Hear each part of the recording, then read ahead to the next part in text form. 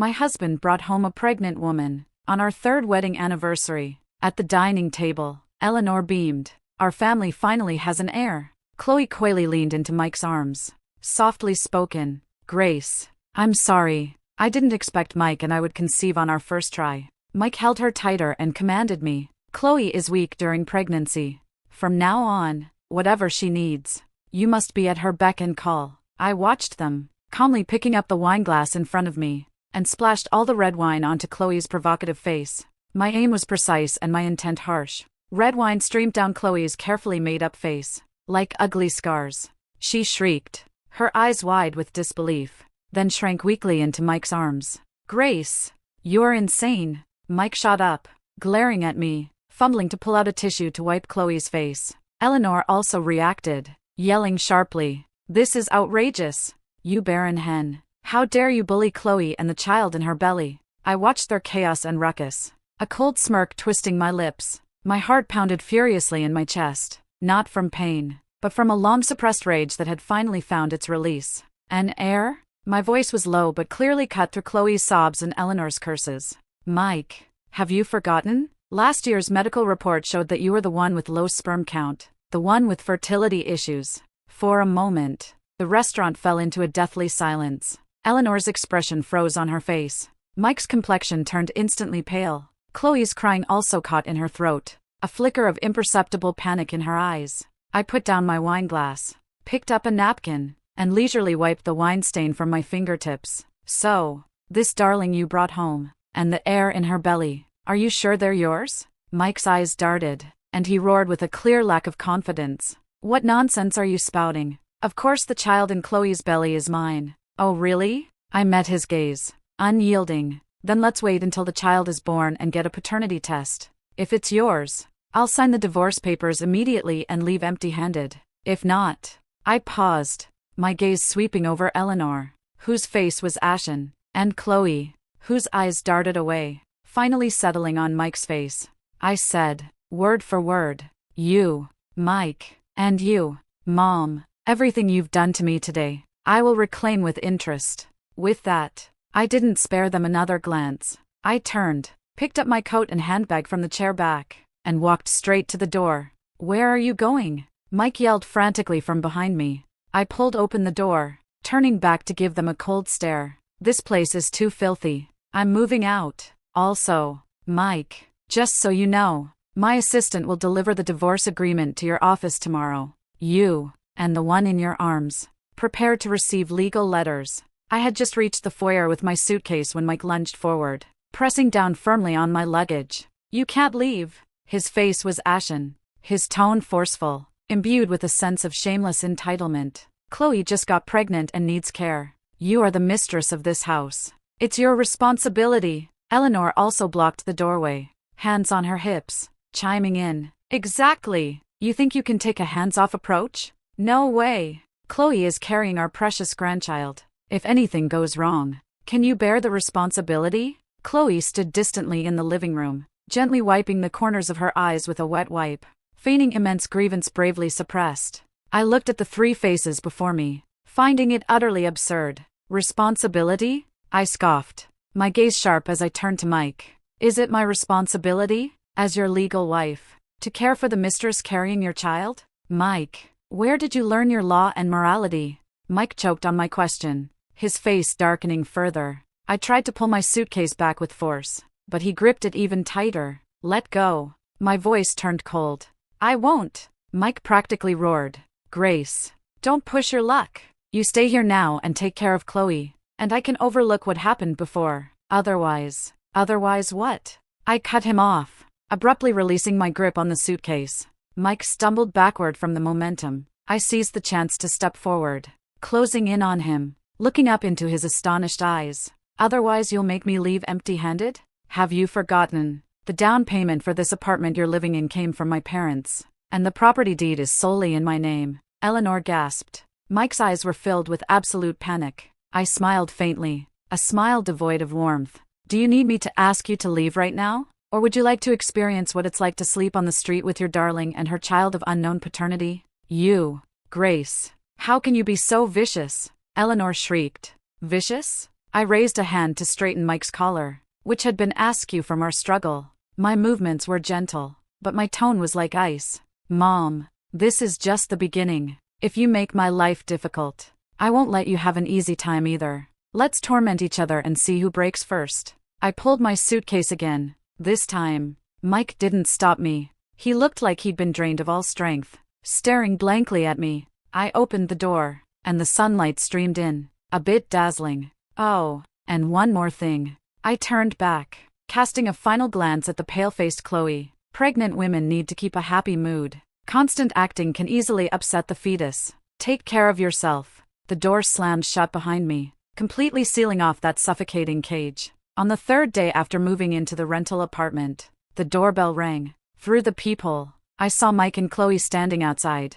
Chloe was holding a manila envelope, a faint, almost imperceptible smirk playing on her lips. I opened the door, leaning against the frame, with no intention of letting them in. What do you want? Mike's expression was complex, marked by a forced air of confidence. He gently nudged Chloe half a step forward. Grace, let's talk. Chloe immediately held up the envelope, her voice sweet yet sharp. Grace, I know you had a misunderstanding about the baby's identity before. Look, this is the paternity test report Mike and I had done. The results are clear. The baby is Mike's. She pulled out one page, deliberately turning the words confirmed paternal relationship toward me. I glanced at the report. The paper was crisp and the format looked legitimate. I sneered inwardly. Forging something like this wouldn't be difficult for her. Seeing I said nothing, Mike seemed to find his courage, his tone imperious. Now you have nothing to say, do you? The misunderstanding is cleared up. Pack your things and come home with me. I looked at them as if watching a clumsy farce. Mike, I began slowly, my voice calm and even. Do you really think a piece of paper, conjured from who knows where, can erase the fact of your low sperm count? Can it make me forget the humiliation you brought me on my wedding anniversary? Can it make me go back and serve as a nanny to this woman who intruded on my marriage? Mike's face instantly flushed red. This report is real. Whether it's real or fake doesn't matter. I took a step forward, closing in on Mike, my voice very low but heavy with weight. Mike, listen carefully. From the moment I threw that wine, from the moment you chose to hold her tight when she provoked me, we were over. I'm not throwing a tantrum. I'm informing you that I'm filing for divorce. I pointed to Chloe's belly. She, and the child in her belly, are your problem, not mine. You made your bed. Now lie in it. The smug expression on Chloe's face froze. She apparently hadn't expected such a reaction from me. She tugged on Mike's arm, her voice tearful. Mike, look at her. Mike's eyes struggled. He seemed to want to say something more. I simply took out my phone and displayed the screen, showing my chat history with David, the latest message clearly stating, divorce agreement draft prepared, ready for signature. My lawyer will deliver the agreement to your office this afternoon. I told Mike, enunciating each word, if you don't want this to get ugly, sign it quietly, otherwise, we don't mind going to court, and incidentally, letting the judge take a look at this perfect paternity test report, along with your medical records from last year. Mike's lips trembled, and his eyes finally showed a flicker of fear. He realized I wasn't bluffing. I was truly prepared for an all-out war, holding weapons capable of ruining his reputation. I ignored them further and simply closed the door. Outside, I faintly heard Chloe's furious voice and Mike's agitated growls. I immediately instructed David to send Mike a formal notice to vacate, citing illegal occupation of my personal property. I thought this would be a clean strike. To my surprise, 3 days later, I received a phone call from a community mediator, who tactfully requested my presence at the community mediation office, suggesting that it's best to resolve property disputes through negotiation first. When I arrived, the scene I witnessed made my heart sink. Mike and Chloe weren't there, only Eleanor. She was no longer the imperious lady. Instead, she sat there in faded, old clothes, her hair disheveled, eyes red and swollen, tightly clutching a stack of documents. The mediator, a middle-aged woman, looked sympathetically at Eleanor, then turned to me. Ms. Grace, your mother-in-law informed us that although the house is in your name, she lived with you and Mr. Mike throughout your marriage, contributing significantly to the household over the years, including taking care of your daily needs and paying for some home improvement expenses. She is now elderly, with no other place to live. And Mr. Mike and his pregnant partner also lack stable housing. Forcibly evicting them could lead to homelessness for an elderly person, which goes against public decency and order, and we need to consider this carefully. Eleanor began to sob on cue, her voice hoarse. Grace, Mom knows Mike wronged you, but please, considering all the years I've cooked and cleaned for you, considering my old age, don't kick us out. Chloe is still pregnant, and that child is the root of our family. As she spoke, she shakily started to kneel before me. The mediator quickly held her up, her gaze at me filled with disapproval. I watched Eleanor's masterful performance, looking at what she claimed were payment vouchers, likely just everyday shopping receipts, in her hand, and understood that I had underestimated them. They exploited society's sympathy for the weak, especially the protective attitude towards the elderly and pregnant women, playing a moral and emotional card. Legally, the house was mine, and I had the right of it. But under the realities of mediation and potential public pressure, if I insisted on immediately and forcibly evicting a homeless elderly person and a pregnant woman, I could easily be portrayed as a cold-blooded, heartless villain. Mike and Chloe hiding behind the scenes, letting Eleanor lead the charge, was indeed a cunning move. I took a deep breath, suppressing the anger in my heart. I knew that if I insisted on being tough now, I would only fall into their trap and make the situation even more disadvantageous for me. I looked at the mediator, my expression calm, even with a hint of helplessness. I understand the mediator's concerns and respect the process.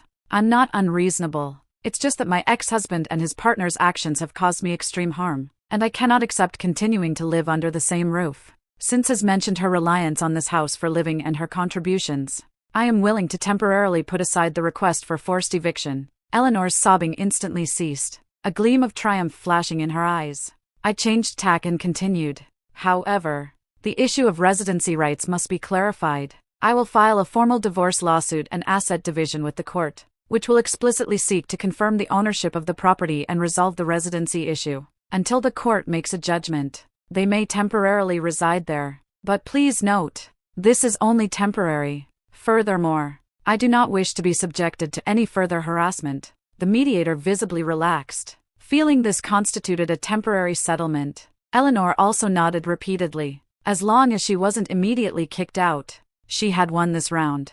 I looked at them, a cold sneer in my heart. Let them stay for now. That weekend, I was handling work emails at a coffee shop I frequented. The sunlight was pleasant, but a shadow soon fell across from me. Chloe had invited herself to sit opposite me. She was wearing a loose maternity dress, her complexion rosy, her eyes sparkling with unconcealed triumph. She hadn't brought Mike, clearly choosing a time when he wasn't around to approach me. Grace, what a coincidence, she said with a smile, her voice still sweet but distinctly provocative. Drinking coffee alone? You seem a bit lonely. I closed my laptop, leaned back in my chair, and calmly watched her, saying nothing. My silence seemed to her like melancholy and capitulation. She stroked her still unshowing lower abdomen, her smile deepening. I still have to thank Grace for being so lenient, allowing us to have a place to stay. Otherwise, Mike and I, and the baby, would truly suffer.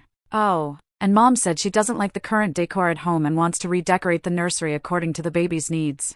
Grace, you wouldn't mind, would you? After all, that will be the baby's home soon. She deliberately emphasized baby's home. I took a sip of coffee, my tone flat. The apartment is mine. You are only temporary residents. You can redecorate, but all expenses must be borne by you, and you must maintain the original structure. Any alterations will be considered damage to private property, and I reserve the right to pursue legal action. The smile on Chloe's face stiffened for a moment but quickly returned. Grace is still so petty. Why do family members have to be so particular? Mike said that from now on, he'll listen to me regarding all household matters. That's your business, I told her, looking at Chloe. And don't call me Grace. My mother only had one child. Chloe choked for a moment, a flicker of annoyance in her eyes. She leaned forward, lowering her voice, with a malicious boast. Grace, why are you pretending to be so virtuous? Mike only has me and the baby in his heart now.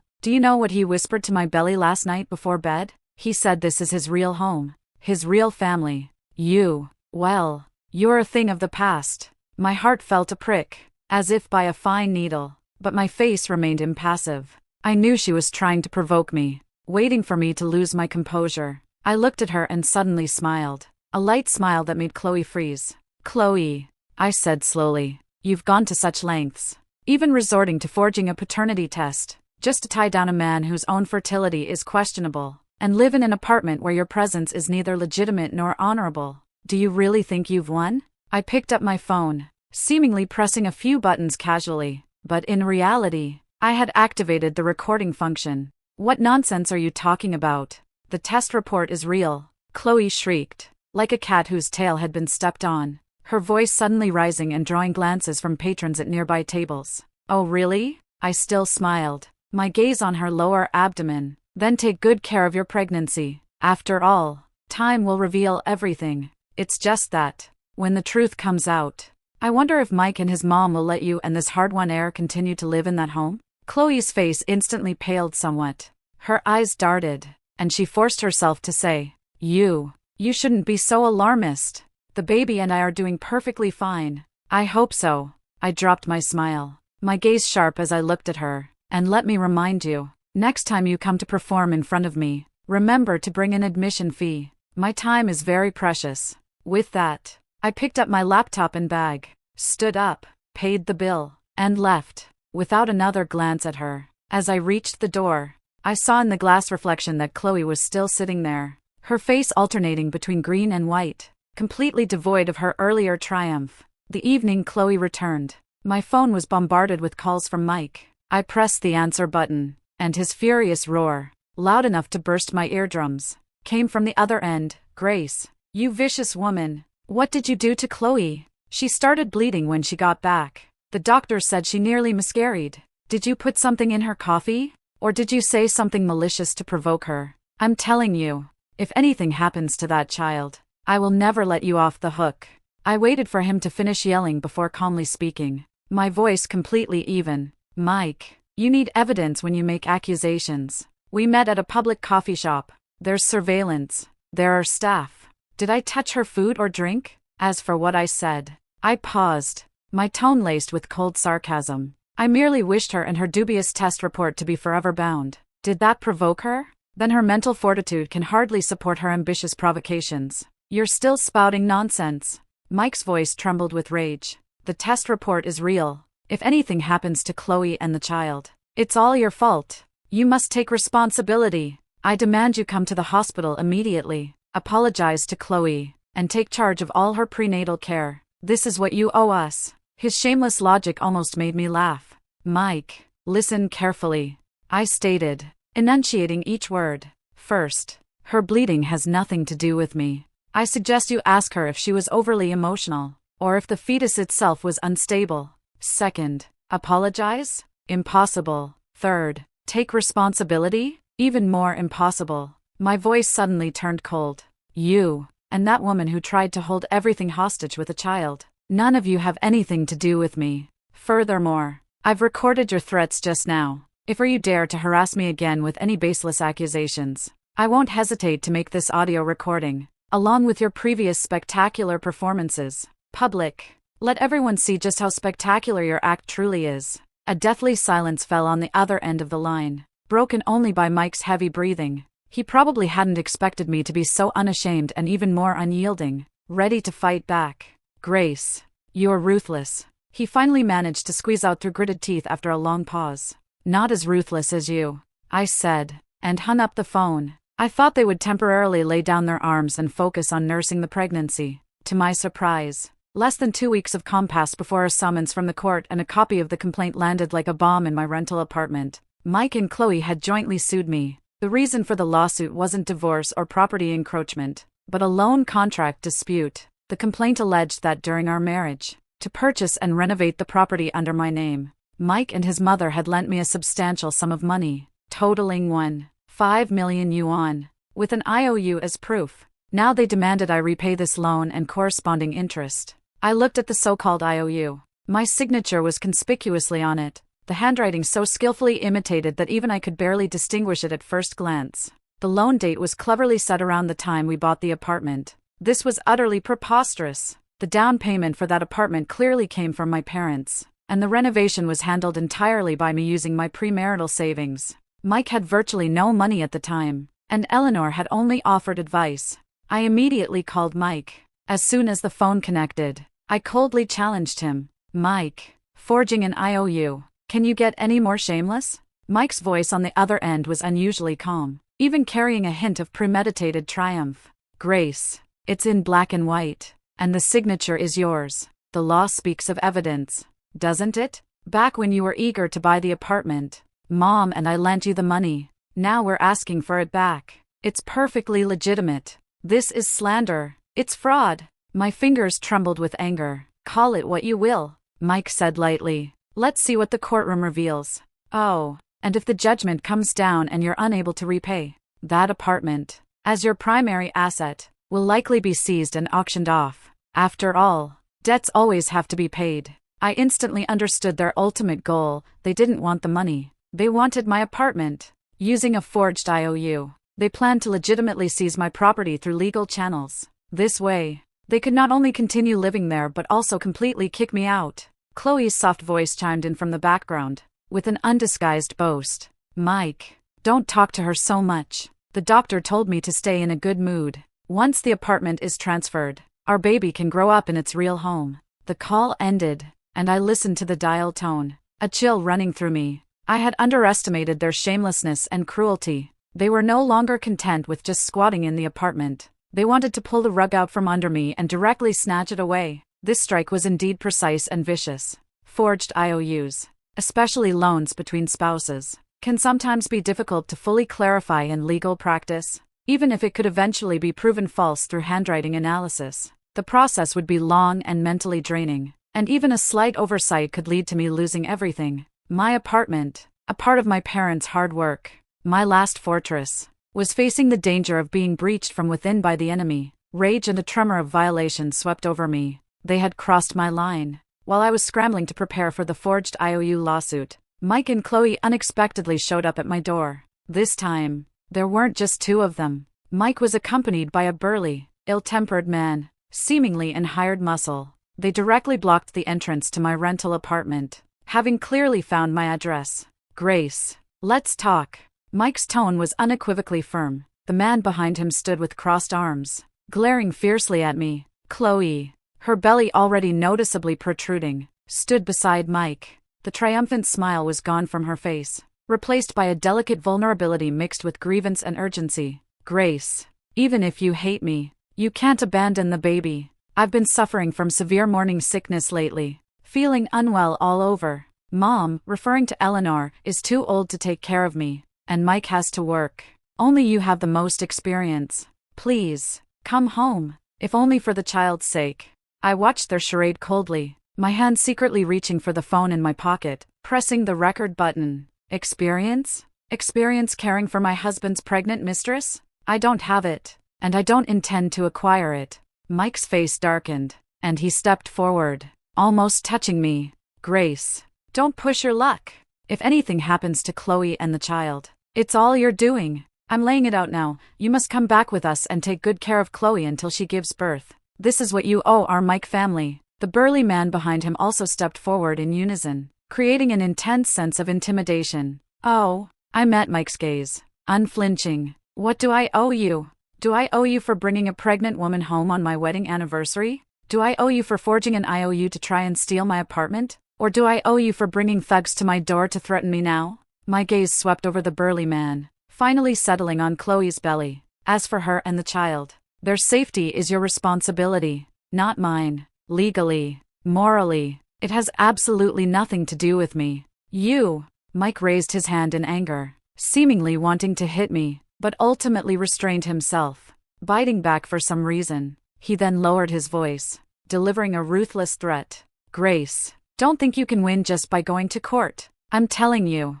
I have ways to make your life miserable. If you don't come with us obediently today, watch your step when you go out in the future. And your parents. Hearing him mention my parents, my gaze instantly turned icy. Mike, I cut him off, my voice soft but piercing like an icicle. You listen well too. Your actions today, including this friend you brought, I've recorded them. Violent threats, unlawful entry, harassment. The evidence is conclusive. I shook the phone in my hand. If you leave right now, I might still consider using this audio recording solely as court evidence.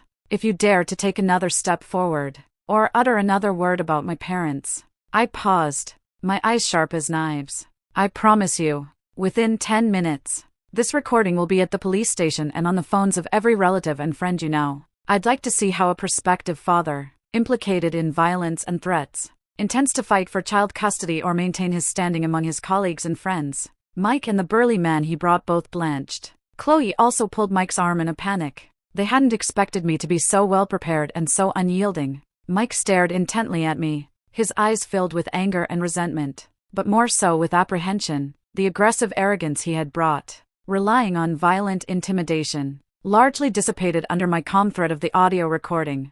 You're ruthless, Mike gritted through his teeth, glaring fiercely at me. Ultimately, he didn't dare do anything further. He pulled the reluctant Chloe and the burly man, turning and slinking away. I closed the door, leaning my back against it, only then feeling my heart pounding wildly. Half of my composure earlier had been a pretense. They were becoming increasingly shameless, actually daring to bring people to my door to threaten me. The aftermath of Mike bringing people to my door to threaten me had not yet fully subsided when I received another legal document from David, a legal letter sent by Chloe's lawyer, along with a copy of the court's civil. This time, the cause of action was personal injury compensation dispute. In the complaint, Chloe claimed that due to my previous malicious provocation and verbal attacks at the coffee shop, and subsequent continuous emotional pressure, her emotions fluctuated severely, ultimately leading to an unfortunate miscarriage. She demanded I compensate her with a large sum for emotional distress, medical expenses, nutritional expenses, etc., and issue a public apology in the media. Attached to the complaint were a miscarriage diagnosis from a private clinic and a psychologist's report on severe emotional distress. Looking at these meticulously prepared documents, I could almost picture Chloe lying in a hospital bed, if she was truly hospitalized, crying delicately to Mike and Eleanor. It's all her. If she hadn't kept pressuring me, our baby wouldn't have. Mike's phone call followed. His voice was no longer a furious roar, but a cold curse, imbued with bitter hatred. Grace, are you satisfied now? You killed my child. You murderer. I'll make you pay. I'll never let you go this lifetime. This accusation was more vicious than the forged IOU, directly attempting to weigh the death of a life on my shoulders. I held the phone, standing by the apartment window, watching the stream of traffic below, my mind exceptionally calm. The anger had passed. Now only a fierce determination to fight remained. Mike. My voice was perfectly calm, without a ripple. First, the child you keep claiming, the paternity test for it remains questionable. Second, Chloe's miscarriage has nothing to do with me. Your attempt to slander and attack me in this manner will only make me despise you more. The diagnosis certificate is right here. It's in black and white. Mike growled. A diagnosis certificate from a private clinic, especially one involved in a dispute like this. I scoffed softly. You know how credible it is. What's more, who can prove her miscarriage wasn't due to something else? For example, perhaps the embryo quality itself was problematic? My words were pointed, directly implying that Mike's low sperm count might have led to natural embryo rejection. On the other end of the line, there was a deathly silence, only Mike's heavy breathing revealing his fury. Grace, you just wait for your summons. He finally managed to squeeze out this hollow threat, then slammed down the phone. I put down my phone and took a deep breath. Chloe's no counter-evidence tactic was extremely vicious. The fact of the miscarriage, regardless of its truth, had occurred, and the timing was precisely after my confrontation with her. To those unaware of the full truth, I indeed appeared culpable. This mudslinging was both cruel and accurate. They didn't just want my apartment. Now they wanted to completely destroy my reputation, making me bear the infamous label of forcing a fetal death. I picked up the intercom and called David, my private lawyer. David, regarding Chloe's lawsuit claiming I caused her miscarriage, I need you to do two things immediately. First, request an investigation into the qualifications of the hospital and physician who issued that miscarriage diagnosis certificate, and verify the authenticity of the diagnostic process. Second, find a way to ascertain whether Chloe had any medical records at other hospitals, especially public hospitals, before or after this miscarriage incident. Additionally, I added, my eyes sharp, it's time to use all resources, at any cost, to uncover the truth about that paternity test. I need to know if the child she's carrying is actually Mike's. The atmosphere in the courtroom was solemn. Chloe sat at the plaintiff's stand, pale-faced, leaning on Mike, constantly wiping the corners of her eyes with a tissue, playing the role of a pitiful mother who had lost her beloved child. Mike gripped her hand tightly, his gaze at me filled with bitter hatred. Eleanor sat in the public gallery, her eyes venomous. Their lawyer was eloquently arguing, describing how I was vicious and relentless, provoking his poor client with abusive language, ultimately causing her to suffer a miscarriage from the unbearable pressure. You're an unborn life, due to the defendant's malice, forever lost the right to see this world. This is not only a severe physical blow to my client but also a devastating psychological blow to her and Mr. Mike. The hospital diagnosis certificate and psychological evaluation report submitted by our side clearly prove this. When it was David's turn to cross-examine, we raised numerous questions regarding the private clinic's diagnosis certificate, including the hospital's qualifications and the diagnostic procedures. However, the opposing side was well prepared, and we found ourselves in a stalemate. Chloe even subtly revealed a triumphant smirk, anticipating victory. The judge looked at me. Defendant, do you have any additional statements or rebuttals regarding the evidence and assertions presented by the plaintiff? Just as I was about to speak, my phone vibrated ever so slightly in my pocket. This was the signal my assistant and I had arranged. Urgent, important information had arrived. I signaled to the judge, My apologies. There's an urgent situation that might be directly relevant to this case. I request a brief pause to review some newly received information. The judge frowned, but after my lawyer promptly seconded the motion and assured him of its high relevance to the case, he granted a 5-minute recess. I stepped aside and quickly opened my phone. It was an encrypted email from my private investigator, accompanied by several clear scanned documents and a brief report. I quickly scanned through it, my heart pounding with excitement. 5 minutes later, the courtroom reconvened. I stood up, my gaze calmly sweeping over Chloe and Mike before settling on the judge.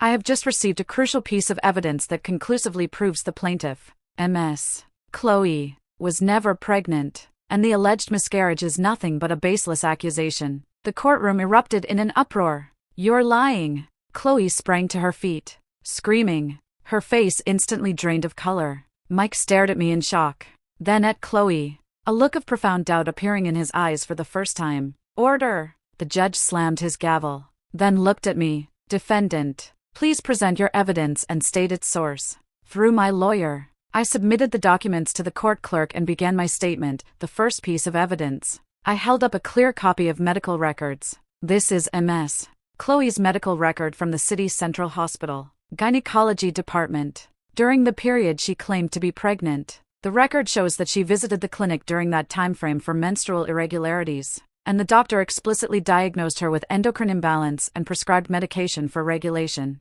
The date of this record is only 3 days apart from the date of the pregnancy ultrasound report she showed us. The record from a reputable public hospital versus a diagnosis from an obscure private clinic, the credibility is clear. Chloe began to tremble uncontrollably. Mike, in disbelief, snatched the copy from the opposing lawyer's hand. As he looked at the official seal and the diagnosis, his own hands began to shake. The second piece of evidence. I continued, my voice clear and calm, is the investor background check for the private clinic that issued the miscarriage diagnosis. The clinic's largest undisclosed shareholder is a distant cousin of Ms. Chloe. This fully explains why she was able to so easily obtain a diagnosis certificate that was entirely untrue. A murmur rippled through the public gallery. The third piece of evidence. I delivered the most devastating blow. Concerns the alleged paternity test. I looked at Mike, whose face had turned ashen. Mike, the child you have always believed in, never existed from start to finish. And to make you believe this lie, Ms. Chloe fabricated the paternity report. I have here a copy of a detailed medical report from City General Hospital's andrology department for you from last year, which clearly states severe oligoasthenospermia, with a natural conception rate of less than 1%. I held up high that copy of the medical report bearing City General Hospital's official seal. A man with a natural conception rate of less than 1% won the lottery on the first try? And then this child miraculously miscarried after a single conversation at a coffee shop? And all the evidence points to a clinic connected to her? This is not an accident at all, but a meticulously planned scam and malicious accusation targeting me and my assets from the very beginning. Mike looked as if all the strength had been drained from him. He slumped onto the chair, his eyes vacant. He stared at the irrefutable documents before him. Then he abruptly turned. glaring intently at Chloe, who was utterly pale and on the verge of fainting. He gritted 2 words through his teeth, "Bitch." Eleanor let out a wail from the public gallery, unsure if it was for the never-existent grandchild or for the pathetic failure of her and her son's schemes. The judge heavily struck his gavel, bringing order to the chaotic scene. He sternly examined the evidence I had submitted, then cast a sharp glance at Chloe and her lawyer, plaintiff. "What is your explanation for the evidence presented by the defendant?" Chloe slumped in her seat, her lips trembling, unable to utter a single word. Her lawyer's face was ashen. He clearly hadn't anticipated such a drastic turn of events. The astonishing reversal in court was only the beginning. The moment the truth came to light,